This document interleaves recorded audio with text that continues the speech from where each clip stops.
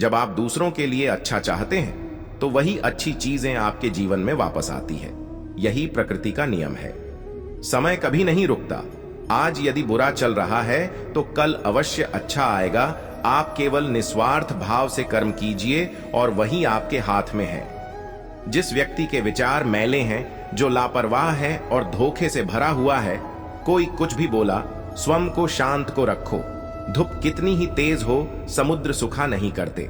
मनुष्य हमेशा अपने भाग्य को कोसता है, ये जानते हुए भी कि भाग्य से भी ऊंचा उसका कर्म है जो उसके स्वयं के हाथों में है।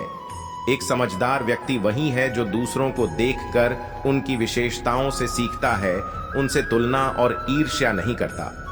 शस्त्र केवल शरीर को घायल कर देते हैं, किंतु शब्द आत्मा को भी घायल कर देते हैं। दुनिया में केवल माता और पिता ही ऐसे इंसान हैं जो चाहते हैं कि हमारे बच्चे हमसे भी ज्यादा कामयाब हों। दुख भोगने वाला आगे चलकर सुखी हो सकता है, मगर दुख देने वाला कभी सुखी नहीं हो सकता। समय मनुष्य के बनाए मार्ग पर नहीं चलता, मनुष्य को समय के दिखाए मार्ग पर चलना होता है। इसी को नियति कहते हैं। जीवन कठिन तब लगता है जब हम स्वयं में बदलाव करने के बजाय परिस्थितियों को बदलने का प्रयास करते हैं। बीता हुआ कल जीवन को समझने का एक अच्छा मौका है और आने वाला कल जीवन को जीने का एक दूसरा मौका। अनुमान मन की कल्पना है और अनुभव जिंदगी का सबक है। सच्ची खुशी तभी होती है जब आपकी सोच, कथन और कर्म में समानता हो।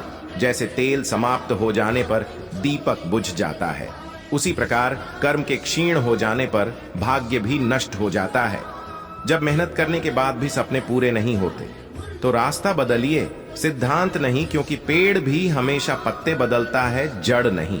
मौन सबसे अच्छा उत्तर है किसी ऐसे व्यक्ति के लिए जो आपके शब्दों को महत्व नहीं देता। मनुष्य जन्म लेता है तो उसके पास सांसें तो होती हैं, पर कोई नाम नहीं होता। जब मृत्यु होती है तो उसके पास नाम तो होता है, पर सांसें नहीं होती। इसी सांस और नाम के बीच की यात्रा को जीवन कहते हैं। न किसी के अभाव में जियो, न किसी के प्रभाव में जियो। यह जिंदगी है आपकी अपने स्वभाव में जियो। किसी के प्रति मन में क्रोध लिए रहने की अपेक्षा उसे तुरंत प्रकट कर देना अधिक अच्छा है। जैसे क्षण भर में जल जाना देर तक सुलगने से अधिक अच्छा है। मित्र गरीब है या अमीर मायने नहीं रखता, बल्कि वो आपके बुरे समय में आपका साथ कितना देता है ये मायने रखता है। इंसान चाहे जितना भी खुद को व्यस्त रख ले, जिससे वो प्रेम करता है उसकी यादों से नहीं बच सकता। गीता में श्री कृष्ण कहते हैं, केवल डरपोक और कमजोर लोग ही चीजों को भाग्य पर छोड़ते हैं, लेकिन जो मजबूत और खुद पर भरोसा करने वाले होते हैं वे कभी भी नियति या भाग्य पर निर्भर नहीं रहते। गीता के अनुसार सिर्फ दिखावे के लिए अच्छा मत बनो। वो परमात्मा आपको बाहर से नहीं बल्कि भीतर से भी जनता है।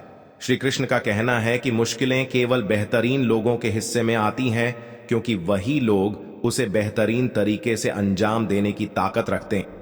जो सरलता से मिलता रहे उसका महत्व नहीं रह जाता।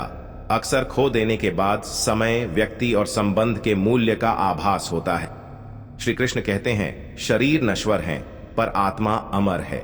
यह तथ्य जानने पर भी व्यक्ति अपने इस नश्वर शरीर पर घमंड करता है, जो कि बेकार है। शरीर पर घमंड